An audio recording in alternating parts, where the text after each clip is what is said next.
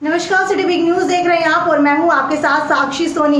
एक देश एक दाम की पॉलिसी बनाने पर अब केंद्र सरकार विचार कर रही है, क्योंकि पेट्रोलियम पदार्थों की लगातार जो दाम है वो बढ़ते जा रहे थे और जिसको लेकर के कहीं ना कहीं महंगाई बढ़ती जा रही थी और आम आदमी की कमर टूटती जा रही थी।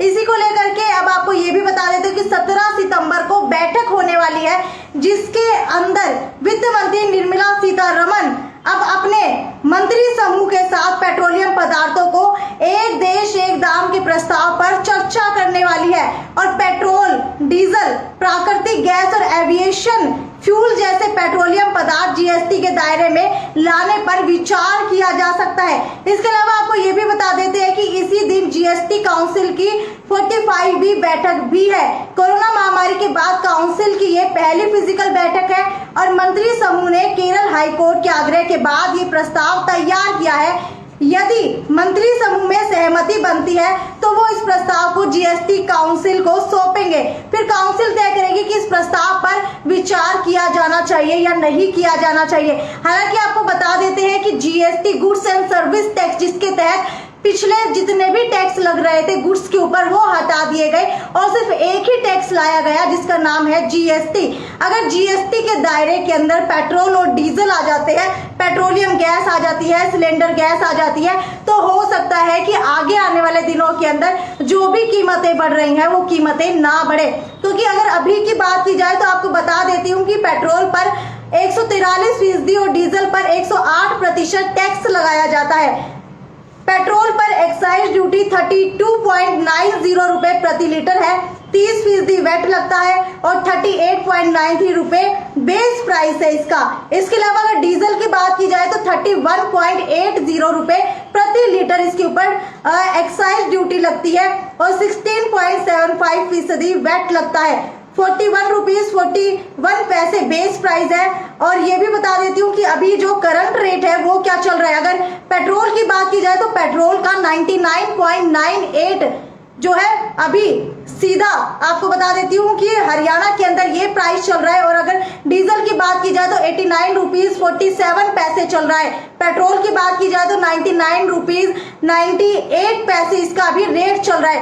हालांकि आपको ये बता देते हैं कि महंगाई भले कम हो या ना हो, लेकिन जीएसटी के दायरे के आने के बाद ये भी हो सकता है कि इसके ऊपर सेस बढ़ा दिया जाए। जी हाँ, सेस जो है वो जीएसटी के ऊपर लगाया जा सकता है। हालांकि जीएसटी आने के बाद अन्य जो भी टैक्स लगते हैं वो नहीं लगाए जाते हैं। और अगर पेट्रोल डीजल की बात की जाए तो अभी पेट्रोल डीजल के जो दाम है वो कम है, लेकिन उसके ऊपर टैक्स बहुत ज्यादा लगाया जा रहा है केंद्र सरकार की तरफ से।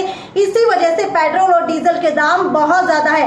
लेकिन अगर वर्तमान की बात की जाए, वर्तमान के अंदर जितने भी टैक्स लग रहे हैं और अगर जीएसटी के दायरे के अंदर पेट्रोल और डीजल आ जाता है और सेस लगने के बाद भी वर्तमान के अंदर जो है आगे आने वाले दिनों के अंदर पेट्रोल और डीजल के जो दाम है वो कम होंगे। हालांकि चाहे कितना भी सेस लगा लिया जाए, लेकिन जीएसटी में आने के बाद पेट्रोल और डीजल के दाम कम हो जाएंगे। पेट्रोल और डीजल जीएसटी के दायरे में आए तो उन पर सेस लगना तय है। हालांकि इसके बाद भी प्रभावी दर वर्तमान टैक्स से कम रहने का अनुमान है। इसके अलावा इसमें पेट्रोल डीजल पर इनपुट टैक्स क्रेडिट भी मिलने लगेगा। इससे कारोबार की लागत में भी कमी आएगी।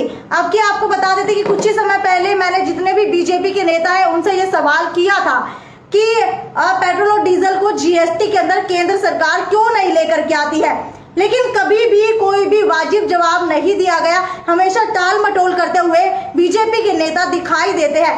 आपने देखा होगा जब भी पेट्रोल और डीजल के दाम बढ़ते हैं तभी विपक्ष जो है सड़कों के ऊपर उतर आता है। लेकिन अगर विपक्ष की भी बात की जाए, जब विपक्ष अपने कार्यकाल के अंदर था तब भी पेट्रोल और डीजल के दाम बढ़ते थे, लेकिन इस कदर कभी भी नहीं बढ़ते थे कि हर एक 10 दिन के बाद पेट्रोल और डीजल और जो गैस सिलेंडर है उनके दाम बढ़ा दिए जाए। आपको क्या लगता है कि क्या पेट्रोल और डीजल को जीएसटी के अंतर्गत आना चाहिए? क्या पेट्रोल और डीजल के ऊपर एक्साइज टैक्स हटा करके सिर्फ एक ही टैक्स लगना चाहिए ताकि आम आदमी को महंगाई से राहत मिल सके और आम आदमी की कमर ना टूटे? आपका क्या मानना है ये मुझे नीचे कमेंट सेक्शन के अंदर लिख करके बताइए। और अगर पेट्रोल डीजल और रसोई गैस सिलेंडर जीएसटी के दायरे के अंदर आते हैं तो इससे आपको कितना लाभ होगा ये भी मुझे बताइएगा। खैर, ये तो यहीं तक की अपडेट थी। आगे भी आपको तमाम खबरों से अपडेट कराती रहूंगी। तब तक ज्यादा से ज्यादा शेयर कीजिए और जुड़े रहिए साक्षी सोनी के साथ। नमस्कार।